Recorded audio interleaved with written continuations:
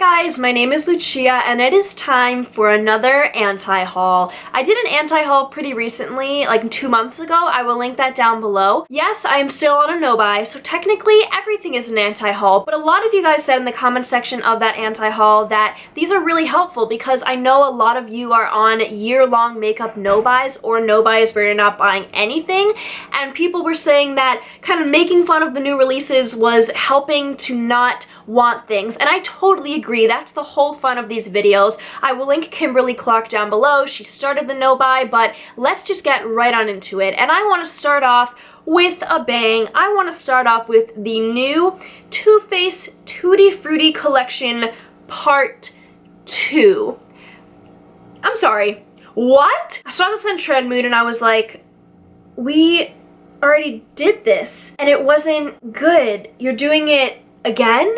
So they have what looks like a watermelon face and eyeshadow palette. Of course it has the blue pop effect, so it's a bunch of neutrals with kind of an emerald green this time. They have face products and they're all in the shape of watermelon seeds. They also have a watermelon highlight and blush duo. They have their Better Than Sex mascara, which seems to just have watermelons on it. And then they have some other stuff like a lip gloss and the Hangover RX primer, which has watermelon extract in it, but other than that, it doesn't really seem to be all that different. With the watermelon palette, you can take it apart, so you can take the face palette off and the eyeshadow palette off into two separate things.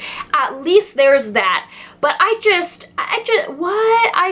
don't know. I'm thinking of making a video all about whether food and palettes is cute or not. I just think this looks so childish. I never trust Too Faced limited edition collections. I've talked about this a lot on my channel because they usually aren't that good quality. I heard pretty okay things about the last Tutti Frutti collection. Clearly it did well enough that they're doing it again, but I just don't see a need for this. Tutti Frutti did not come out that long ago. Like, people were still reviewing that maybe 4 months ago, and instead of coming out with a new idea, they were just like, oh, we'll just piggyback off of that, which is what big companies like to do. They like to ride off of the success of their previously successful products. I have a whole Make Up Your Mind video about that. I will link it down below. But I would like to know who is thrilled about this, who saw this and was like, a watermelon for me, because I'm sure somebody has, but not me. Next, this is the new sister brand to Tarte called Sugar Rush, and this is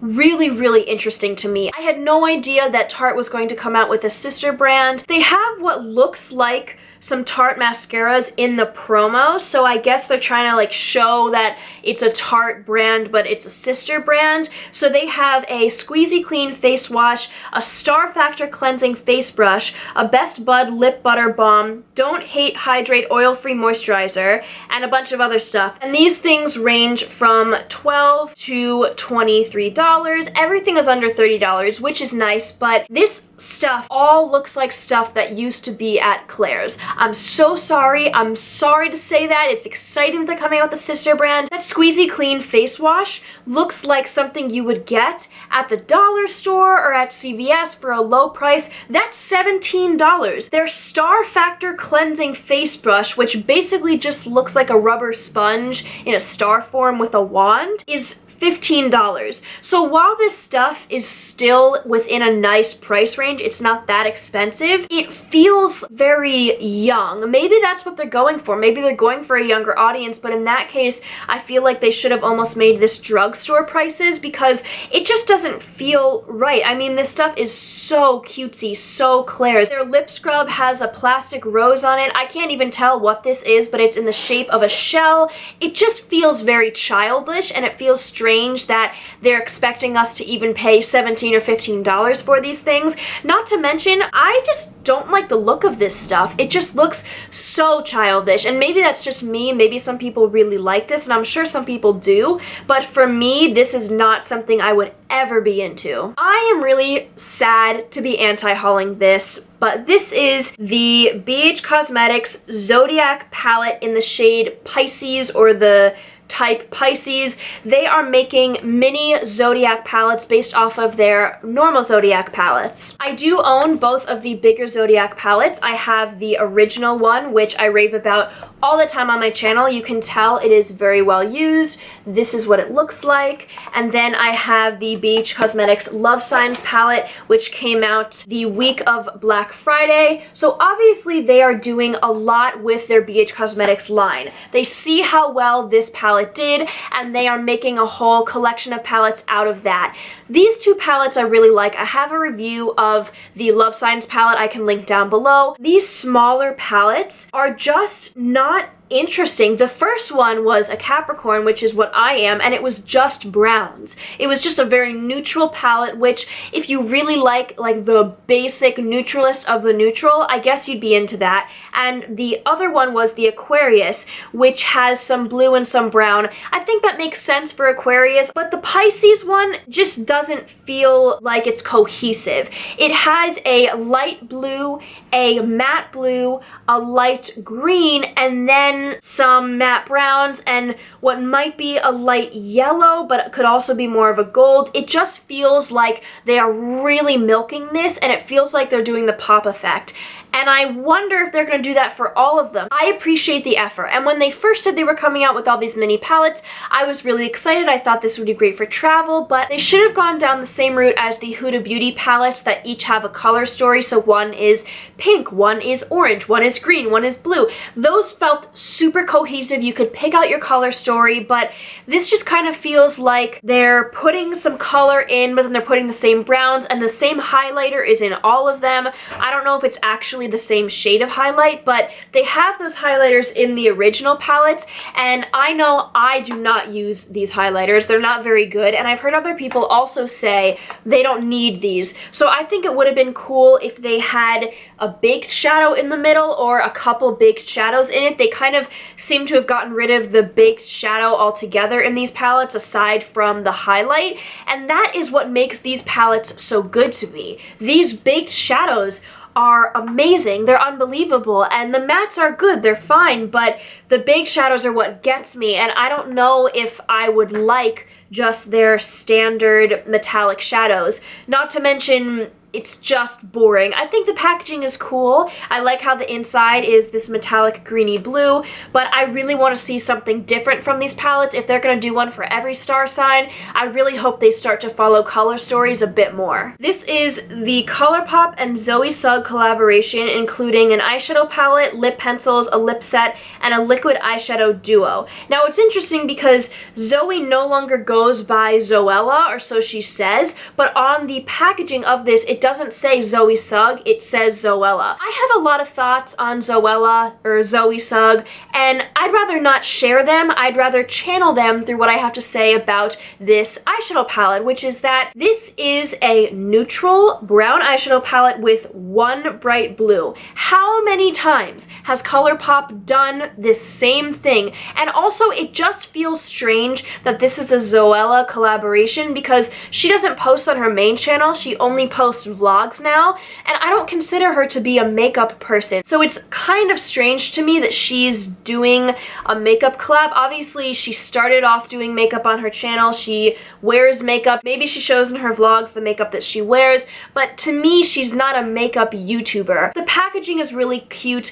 The brunch date with this waffle packaging with the blueberries, and I can see that one blue is for the blueberries, but it's still the blue pop effect. It doesn't matter if they put some blueberries on the packaging, that's still what it is, and it just doesn't seem interesting to me. All of these colors are very, very neutral. It seems like they only did this collaboration for the sake of her name. It doesn't feel like something that is unique to her. It doesn't feel like something that is remarkable in the sense that she got to create it. Now, I do think the packaging is stunning, but what I am looking for, what I am here for, is the product, not the packaging. Even if the packaging is absolutely beautiful, if that product is the same that I feel like it is in every palette, then that doesn't make much of a difference for me. Now it looks like either the eyeshadow duos or something comes in what looks like a milk carton. Again, super, super cute, but it doesn't matter because the actual eyeshadows are just kind of these champagne neutral shades.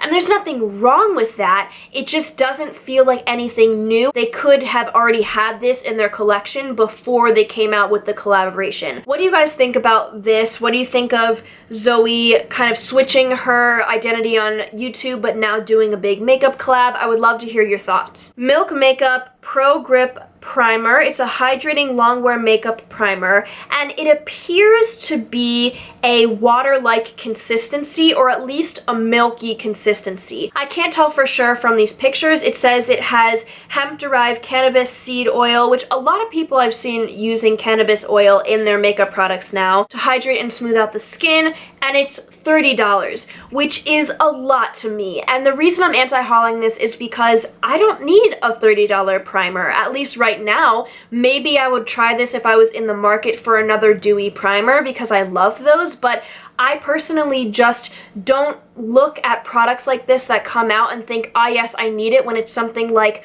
a foundation or a primer and it's $30. I try to stay within the realms of what I already own and then use up what I already own, and then if I want that primer or I still am interested in that, I will go and try it. I am intrigued by Milk Makeup. I have never tried their products before, so maybe in the future when I run out of my primer, I will try this, but I don't know. It's not something that you need. It's not gonna blow your mind. It's just a dewy primer, and that's kind of what I'm trying to get at, is that there's nothing wrong with this product. It looks pretty, but you don't need it. You already own something like this, or if you don't, it's because you don't like dewy primers, and just because this is pretty and green and reflective doesn't mean that you suddenly need it. This is the BH Cosmetics Opalescent palette, and when I first saw the cover, I was really excited because I thought it would be maybe another galaxy themed one, or maybe something with pearly shades or something different than what it is. This is basically a neutral palette with a couple purples.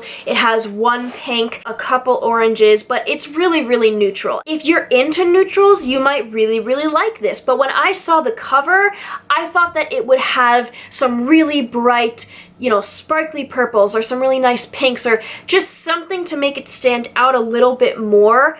I would not purchase this palette because it just isn't something that I am drawn to. I feel like anybody could dupe this palette in their collection. I'm sure the formula is nice, and I'm sure if you were into these types of shades, you wouldn't dislike this palette. You just already have this palette, and I wish they had done something a little bit different because the packaging, again, is so cool. But when you open it and look inside, it's not anything that sparks much interest, at least within me. This is the Benefit New Cheek Leaders Pink Squad palette. They have different shades depending on which one you get, and I don't recognize the shades Cookie or Tickle, which appear to be either highlights or blush toppers. Let me know if those are new or if I just haven't heard about them yet. If you look at the comments, everyone always says this every time Benefit comes out with another cheek palette, and it's that it's another cheek palette. How many times can you come out with the same cheek palette? It's just so redundant, and it feels like they're losing ideas to do something new.